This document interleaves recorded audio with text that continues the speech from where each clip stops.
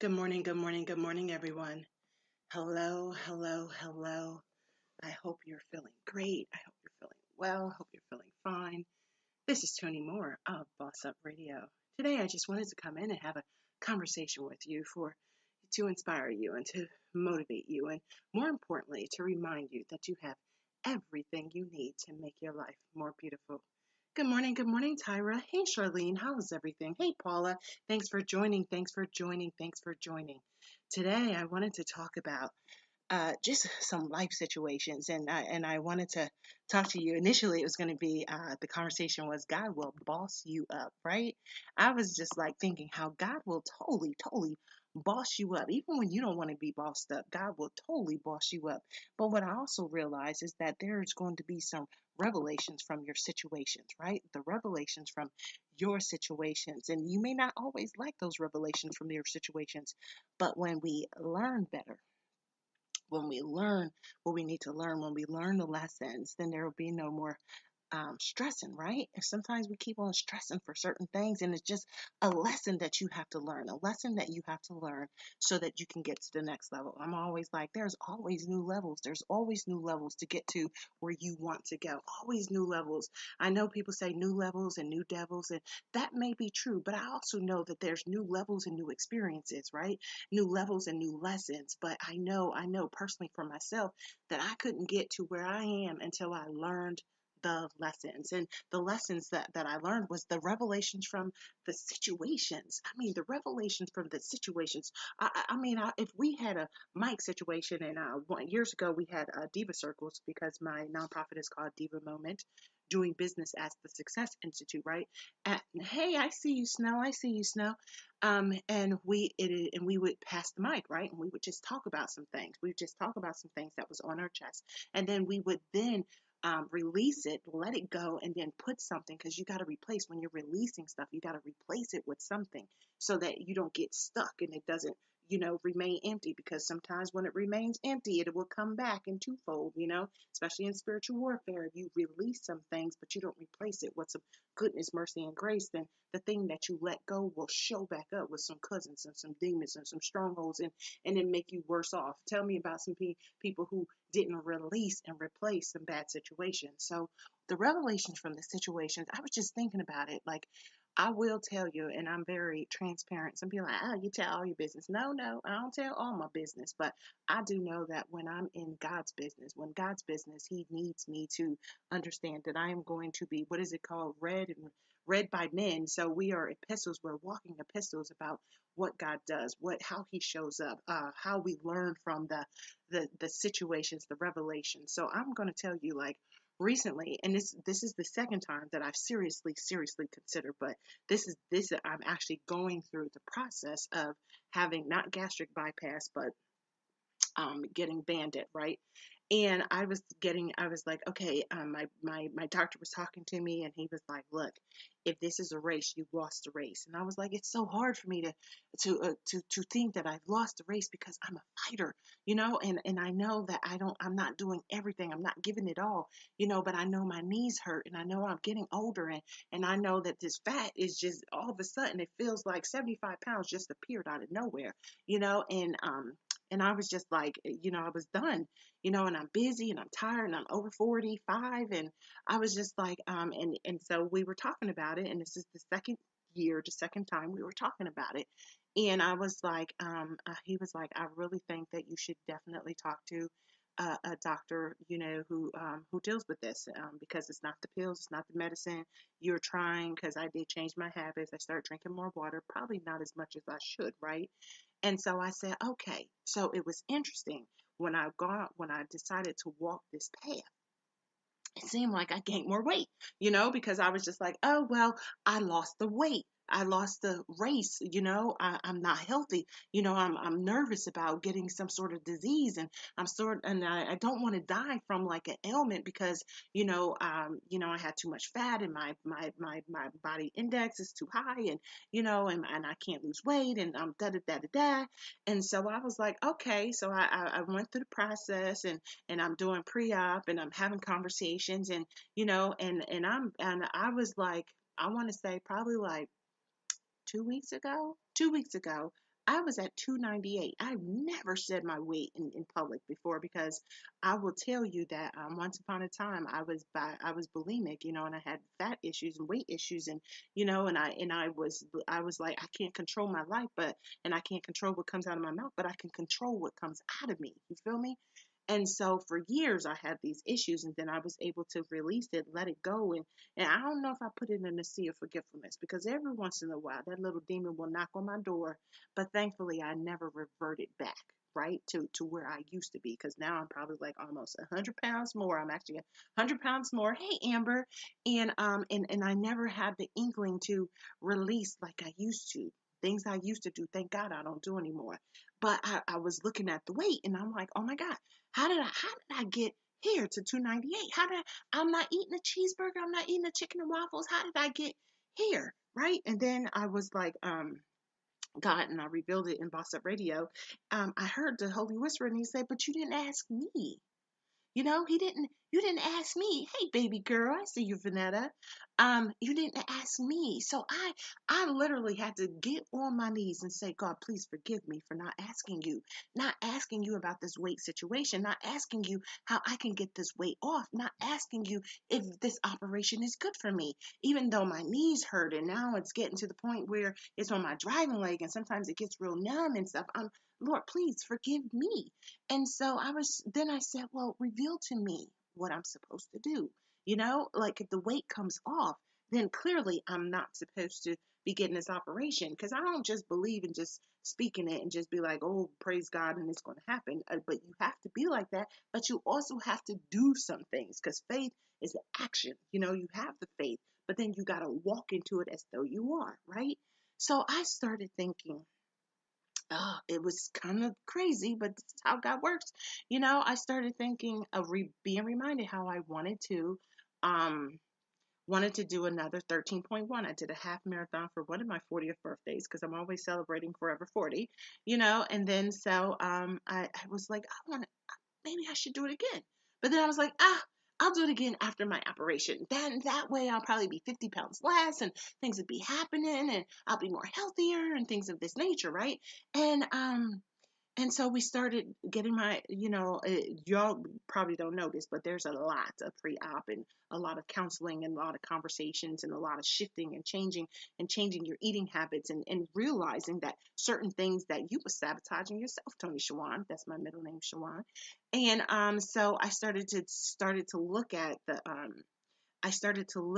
the booklet that they gave me, not as like in the process of um of getting the surgery, but I started saying, what if took on these new habits? What if I started doing it God's way, and watch what my intake is, and watch what my output is? And I started to realize that, one was that as soon as I said yes to the surgery, I let go of all other possibilities. As soon as I said yes to the one path, I let go of all possibilities. But then when I learned how to submit to the Holy Whisper, and I started leaning into his direction, not what my situation was, but into his direction, then I started seeing different things, new possibilities, new ways, right?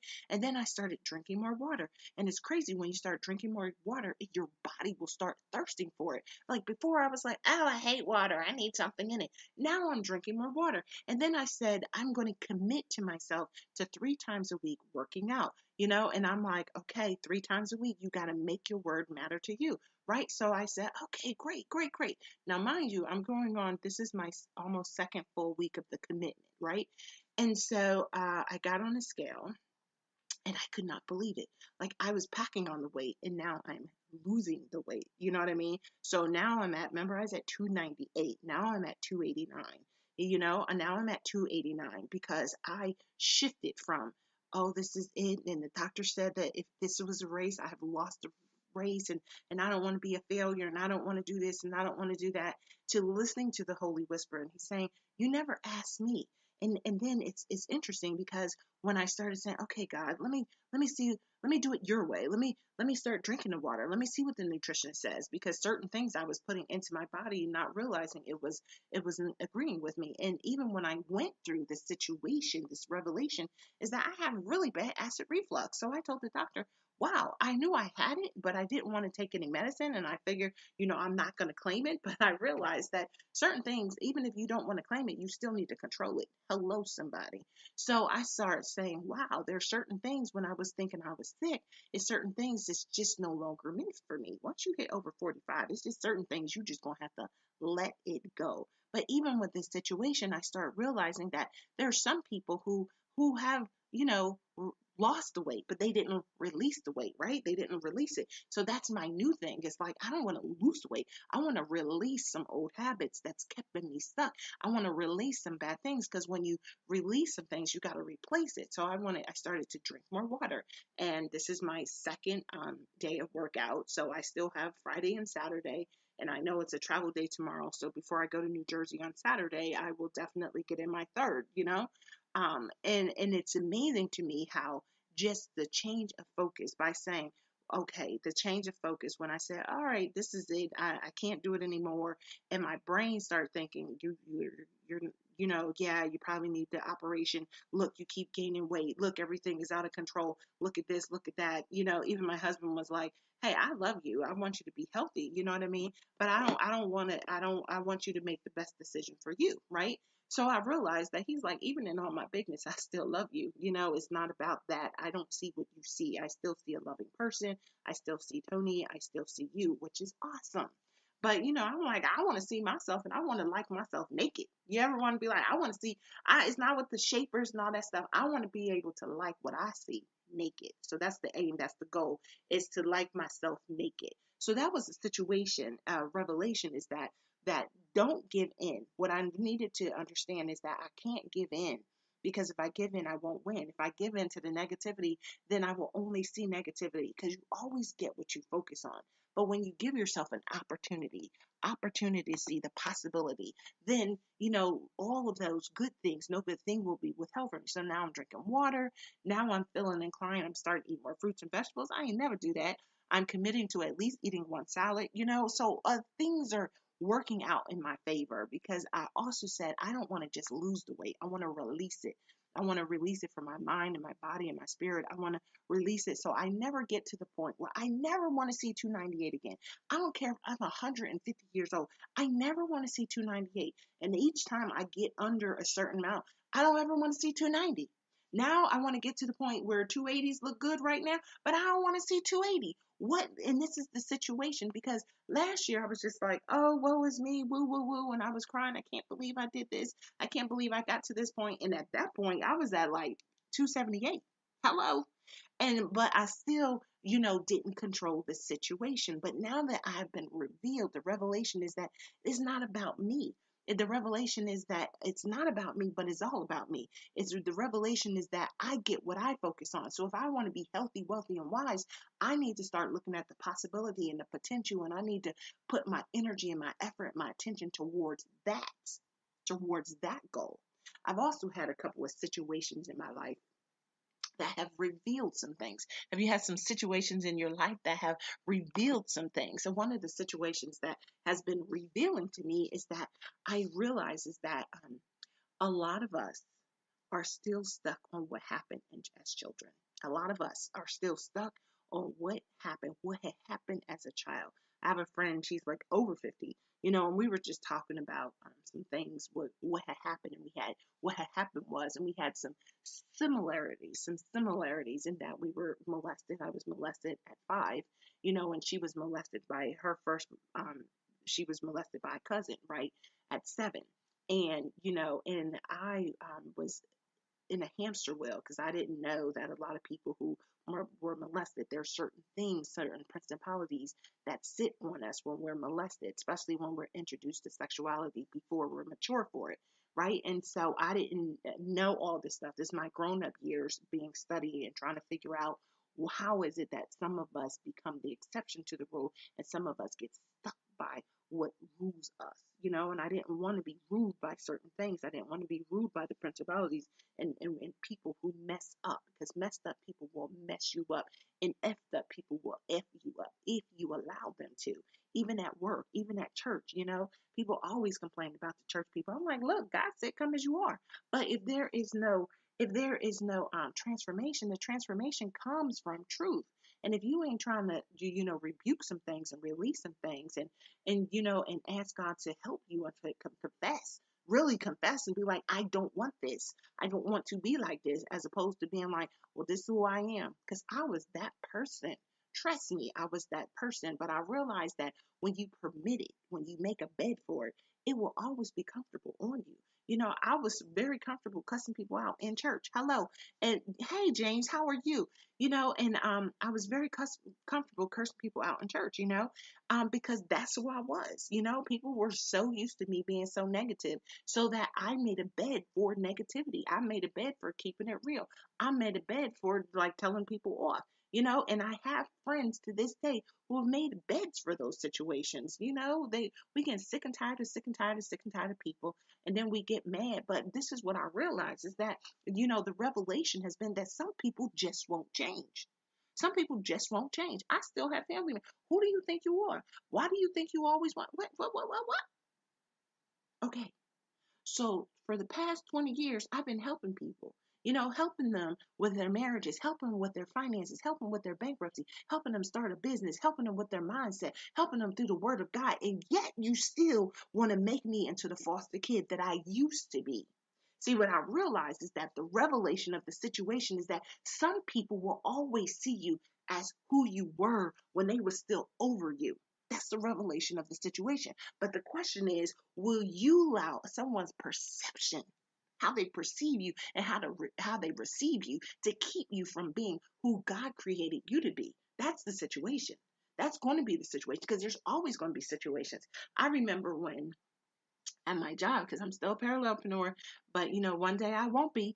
But at my job, I had gotten a raise, a senior raise, and someone came into my office and pretty much was like, you only got it because you was a Negro. I was like, excuse me? They was like, yeah, you a woman, you black. I was like, excuse me?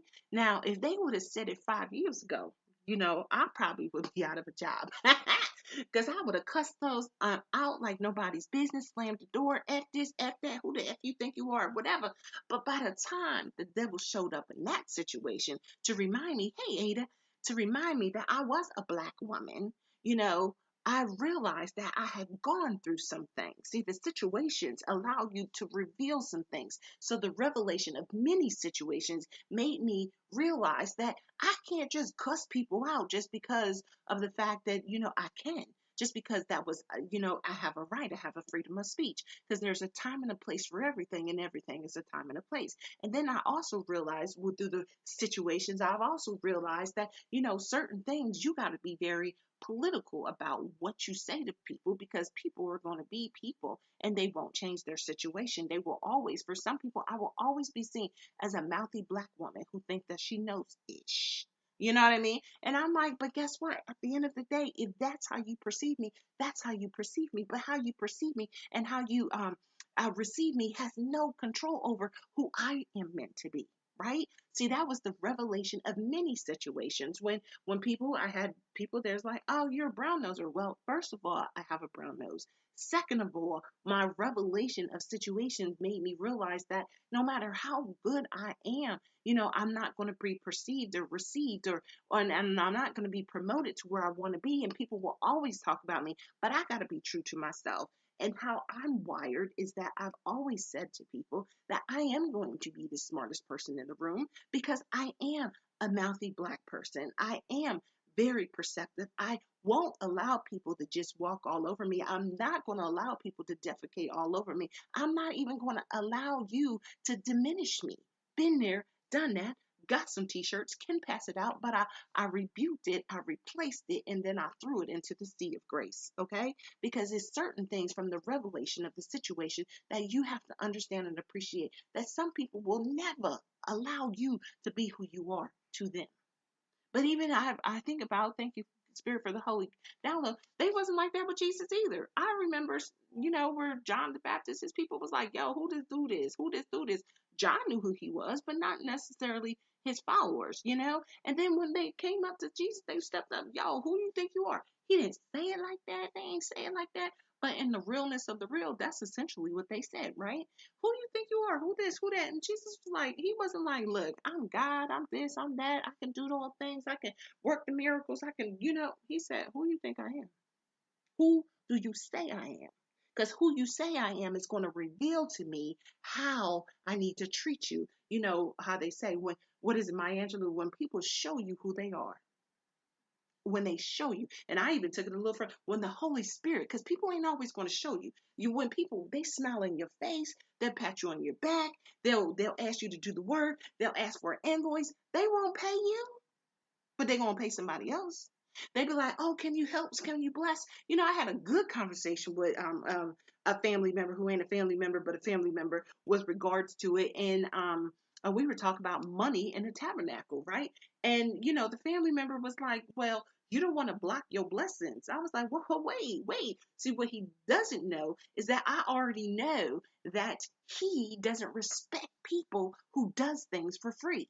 He doesn't respect people. The situation, somebody else's situation, revealed to me his character. So if you do it for free, he won't respect you. He won't respect you in his head.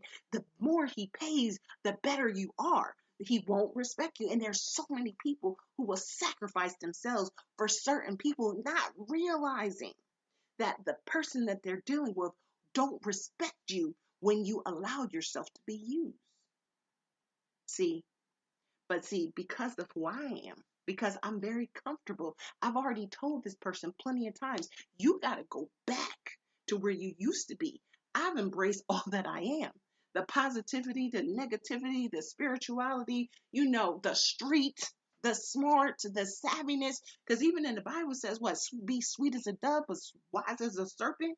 I've embraced all that. I've engulfed all that. And it's just like the Incredible Hulk. The Holy Spirit sits on it. Hmm. Reveal unto me what I need to see. You know, that's when you have to get to that point. Reveal it unto me. I remember when I had this other supervisor, and I didn't understand, like, why are you pacifying these men? He was a Caucasian man, and he was pacifying the Caucasian men. And then when I stepped in, I would ask some questions. And then every once in a while, he would reveal to me who he was. One time he even said, "You don't get everything you want." I said, "Who said that I'm supposed to get everything I want?" But if we're working in this business, in this situation, then here's the question, is that I may not get everything I want, but don't deny me because of what I look like. I used to be like, just because I have tatas. Now I'm saved now and I'm saved today, so I won't tell you what tatas is. But if you know that I'm an acronym queen, then you know what the tatas are. Okay? And just because I have tatas don't mean that I know nada. Okay? Because the tatas don't mean I know nada. The tatas just mean that that's who God created me to be, a woman with the curviness of the curves. But trust and believe that I understand what I need. And I understand, and I tell people all the time, I know what I know what I don't know, and I'm okay with connecting you. In my circle, when I'm helping people, bossing them up in their business, bossing them up with their estate planning and stuff like that, you know, I know. I'm like, I'm an estate planning attorney, I'm a tax attorney, I know, I know accounting stuff, but I ain't trying to count no widgets. I don't care about no widgets. I will round up and round down. Now, my widget queens, my cash flow queens, they will tell you here's a decimal off 10 cents. I don't give a darn about that, but somebody does. And then I also know that you need some risk management. I also know that you need some insurance, And guess what? I've met the people who sell insurance. And I know that there's property insurance and there's life insurance and there's term insurance and there's whole life insurance and I know the people from what they've said. They've reveal to me who they are, and they reveal to me what their strategies are based on what they know and based on their capacity, right? So reveal to me what I need to see based on those situations. But here's the thing, is that I didn't always know that it was okay to tell people that I didn't know. See, the same guy who told me that I don't get everything that I want also made me realize that I can say that I don't know it. He said, Tone, you can say that you don't know it with all those situations. I'm trying to figure it out. And sometimes people will mess you up because they see that you're good. They see that you're smart. They see that you're strategic. They see that you won't back down. So they will throw you a curveball just to mess you up. And so then you will falter. And then you will think you failed, not realizing that you wasn't meant to win that anyway. It's called, I'm a teacher, so sometimes you get a pop quiz and sometimes we give you a curveball curveball just to know if you know the nuances, just to see if you will say, oh, I don't really know it. I don't know it right now. And it's okay if you don't know it right now. It really is okay if you don't know it at that particular time. Because even if you don't know it and if you're meant to know it, you'll grow into what's meant for you. If you allow yourself to, you'll grow into what's meant for you. So, what I also realize is that with regards to the network, that brings the net worth. See, years ago, I had started my law firm because now I have Legally Chic Services and Legally Chic Limited that does other things, but Legally Chic Services once upon a time was Toonie Moore Law Office, and then it became More Legal Services. And when I was More Legal Services, I was in estate planning and the financial planner, and I was keeping it all to myself, not realizing that I needed a net worth to help me build my net worth. So my judge had given me an opportunity, right, to meet with her friend who used to work for State Farm, New York Life. And so the New York Life person was like, oh, I do this. And I was like, yeah, I do it too. Guess what? The person left. But what the situation revealed to me is that if I cash flow, it goes in, it goes out, but it's not always about me. We feed each other. We need each other. We bless each other. And it's not always about burdening each other, but it's also understand and appreciate that we build each other up. And it's certain things that even if you know how to do it, if you want to bless other people, and if it's not always about you, then certain things you're just going to have to be like, I'm going to use this person as the go-to person. Because as long as the cash flow is flowing to and fro, then it will always come back to you. If you hold on to it, it's almost like that song back in the day, love is something that you give it away, you end up having more. And guess what? Even with regards to referrals, referrals is if you give it away, you end up having more, because I didn't know it back in the day. But I learned from the situation that when I shut her off, she shut me down. So now, guess what? I have another New York Life contact, and I now have another contact from other insurance agencies, depending on what they do and what they want to do. And guess what? It helps me out because I met someone. I never even met a partner of New York Life. I didn't even know they had partners. But because I was like, it's not about me. It's more about how I can help you. What do you need? What are you looking for? You know, it's all about the strategic plan of helping people solve the problem that's keeping them from where they want to be. So if we're helping people with regards to be the solution, be a blessing, create their businesses, then the next thing we have to know and appreciate is not always about us. So reveal to me what I need to see. Sometimes you need to reveal to you what you need to see. Are you helping parents? Are you helping children? How can you clean up the neighborhood? How can you boss people's minds up? How can you help them change their mindset? Reveal unto me what are the revelations from the situations, the revelations from the situations. Sometimes somebody triggers you. There's a situation that needs to be handled if someone is always triggering you, because those who trigger you also are the ones who tend to control your day. And I didn't want to be controlled by my emotions. So I had to, what the things that people would trigger me. And I know now what triggers me. So if a person is always a trigger, guess what? I'm eventually let them go because I don't want to be triggered. I know that there's God's grace is sufficient. I know I'm always going to have some thorns, but I don't always want to be triggered and tempted to want to beat somebody down, triggered and tempted to make myself want to cry, triggered and tempted to make myself wonder what happened. Because here's the thing is that certain things you have to realize it's the principalities. It's the principalities that's keeping you stuck in your career.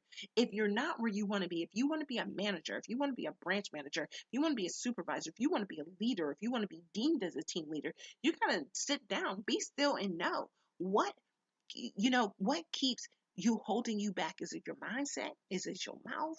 Is it your money situation because you won't release and let go and invest at your next level of declaration? Like people are always decreeing to declare, I'm doing this, I'm faithful, I'm strong, I'm wise, I'm doing all things, I'm all things through Christ, I'm more than my reality, I'm God's possibility. Whatever it is, and whatever it is you speak, sometimes you're going to have to understand that the situation is that you're going to have to work for it. You got to own it. You got to work it. You got to nurture it. You got to invest in it. You got to take it to the next level. Because here's the thing is that I've learned one of the situations that I've learned, and it reveals a lot of stuff, and it keeps coming back. It recently keep coming back. About 13 years ago, when I left the law firm, and to take a break from law. But how does a lawyer take a break from law when that's all they love to do, and you think like a lawyer, you talk like a lawyer, and you strategize like a lawyer? How do you do that? But I got burnt out, and I wanted to move up. And not necessarily move on, but I wanted to move up. And so there was a situation where, the partners were like, "Hey, you want to move up? Then we want you to keep doing what you're doing because you're very good working with people." Hey, good morning. Thank you for joining, Evangelist Sheila Horn. But I also want you to start doing something else, and I want you to, work with do some estate planning with the executives, the high level executives. I'm telling y'all, man, people talking about CEOs and bosses or whatever. Treat yourself like an executive, honey. So they were like, we want you to do this, and we've already figured out that you can make us an additional 350. And you making that 350 will give you $5,000 bonus for you making a 350 on top of. So what they wanted me to do was to do my regular 9 to 5, and then also to turn around and do something else with them by making side money for the firm, and they would make all the money, and then I would get 5,000 at the end of the year. And I was just like, my whole life changed. I got really sick. I had to start realizing that for me, it's not about income.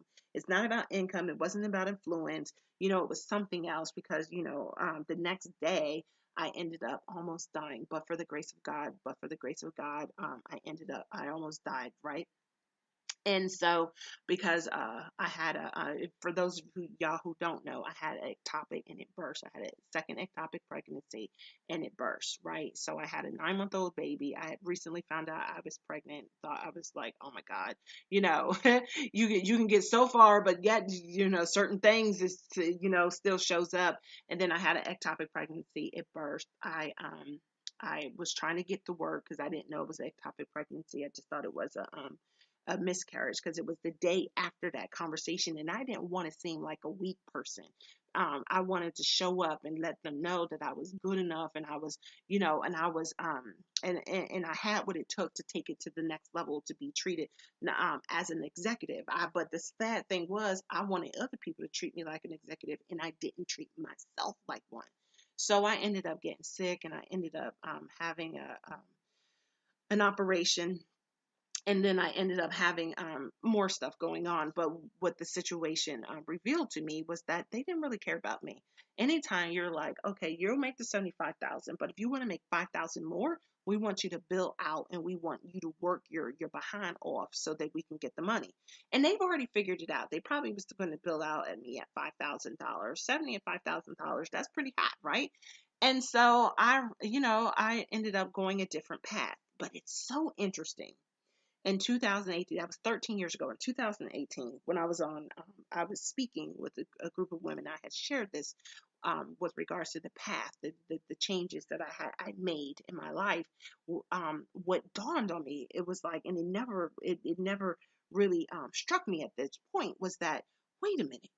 Someone else thought that I could make $350,000. Yeah, they were giving me $75,000 to handle their general practice. That's why I know so much, you guys, because I was doing general litigation, general practice, general strategies, helping people with their businesses, bankruptcies. I was doing all of that stuff, and so I got a chance to hit a whole bunch of areas for years, and then but what revealed to me was that I had the potential. Someone saw the potential in me. See, all my life, I only saw like, oh, if I can make $100,000, been there, done that, and if you got bills and you don't have a strategic plan and you're still messy with your money, you'll never see that. $100,000, six figures, everybody talk about that. But if you got six-figure debt, and well, seven-figure debt or six-figure debt, and welfare mentalities and strategies, your six-figure success is going to be messy. Been there, done that. Can write a book about it.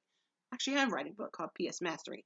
But with regard to the 350, recently, I was like, wait, these people actually saw not me as a $75,000 employee, but as a $350,000 queen.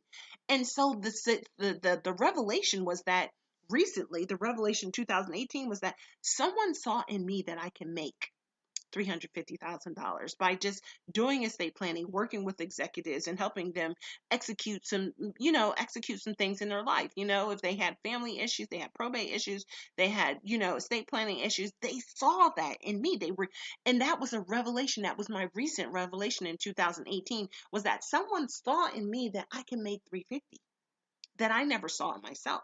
And this is what I know is that sometimes people ask us for something that's above and beyond our reality. But what is the revelation of that situation? The revelation of the situation is that it's time for you to up level. The revelation of the situation is that you already got it inside of you. Sometimes God will ask you for something that's above and beyond what you've ever done before. That's where faith comes in. That's where his grace is sufficient. That's why he reminds you that he'll never leave you or forsake you. Sometimes some of y'all want to do big things in your nonprofit, but the revelation of the situation is that, you can't do it by yourself. You can't just do it with your family members on your board. You can't just play business and play small and think that you're going to get bigger and better blessings. The revelation of the situation is that you got to do better. You got to do greater. You got to be more than you've ever seen or heard before. The revelation of the situation is that every step you took, from the beginning, you got to look back over your life and learn the lessons. You got to look back and learn what you've been able to say or who you've been able to connect with. Because certain things we need to let go, but certain things we need to come back. We need to bring it back. Whatever we drop ain't always meant for us to drop. Because if it keeps coming back to you, the situations that keeps coming back, God is trying to reveal something to you. And thank God he's not going to scream at you from the mountaintops, because that would be a scary situation. But he's going to lean on you. He's going to pull on you. He's going to make you remember some things. He's going to drop something into your spirit. Somebody's going to say something that's going to it's going to resonate well with you. The revelation of the situation is that you are meant for more than that. We talk about destiny in church, but do you believe it? Most of us get our focus on what's going on in the White House as opposed to what's going on in God's house. And God's house is where you are, where he speaks to it, where he moves through it, where he has his being in it. My question to you is the revelation of the situation. What is God revealing to you in your situation right now? Because he's not going to let you go. We're all have a mission. The mission is to make our life better, to make our legacies better, to help our children to be better, to help our churches to be better, to help our businesses to be better, to help our nonprofits to be better. The revelation of the situation is that we're so much better and greater and more than we've ever seen or heard before. But we got to be still and know. That's why I'm always like, God, help me to see what I'm meant to see. Help me to be who I'm meant to be. Reveal unto me what I need to see right now. Reveal unto me what I need to speak over right now. Reveal unto me what I need to seize right now. Y tú también. You do the same thing. You do the same thing, because the revelation of the situation is that if it keeps coming back to you, it's either trying to bless you, it's either trying to teach you, it's trying to help you to see that maybe the thing that you keep making a mountain should be a molehill. See, the thing that our fears is based on the pain of our past. But once we let go of the pain of our past, and we gotta look at it, and we gotta speak to it, then we gotta release it. And some of us, we gotta remove it. Like, you gotta remove that situation, and don't get stuck in the situation. Don't get stuck by somebody saying, oh, Tony, or oh, Kim, or oh, Charlene, or oh, Amber, or oh, Evangelist Sheila, or oh, Laverne, or oh, Christopher, or oh, Ada, or oh, Paula, or oh, no, no, no, no, no, over Nada. It's not about that. It's about where you are right now. The revelation of the situation is that people will never allow you to be better than themselves. But just because they won't, don't mean God won't. Just because they don't mean God won't. If he's chastening you, he wants to change you so that you can be the change that he purposed you to be. The revelation of the situation is that it's time for you to be better, greater, and more than you've ever seen or heard before, by removing some things, by releasing some things, by speaking new things, by seizing the opportunities so that you can step up, step out, and show up as who you're meant to be. Because the revelation of the situation is that nobody can stop you, nobody can block you, nobody can keep you from what God has from you. So at the end of the day, yeah, we was burdened. Yes, at the end of the day, we had the wounds. Yes, at the end of the day, people hurt us. Yes, at the end of the day, people trying to hook us up, Amber, with the wrong people. But at the end of the day, God is just asking, hey, will you trust me? Because it ain't always going to look like what you think it's supposed to look like. I know, because I've been there, done that. My husband is always talking about how it used to be. When I met him, he was at his mama's house in a station wagon. I gave up a drug dealer who always had a new car, because, it was time. God told him, let her go. She's got potential. And he let me go. And then I ended up with old head men who had money. And then I met the man who happens to be the man of my dreams, who happens to be the soulmate. But I met him. He was at his mama's house in an old station wagon. Okay. He wasn't he wasn't anything like any guy I ever dated. Any guy like I ever dated. But you know what? He made me laugh. He made me smile. He saw me beyond the prettiness. I even said, "Look, let me just tell you right now, I decided that I'm not giving none of this stuff away." And he was fine with that. And I knew he was the right one. I knew he was the right one because I met him right before I went into law school, and guess what?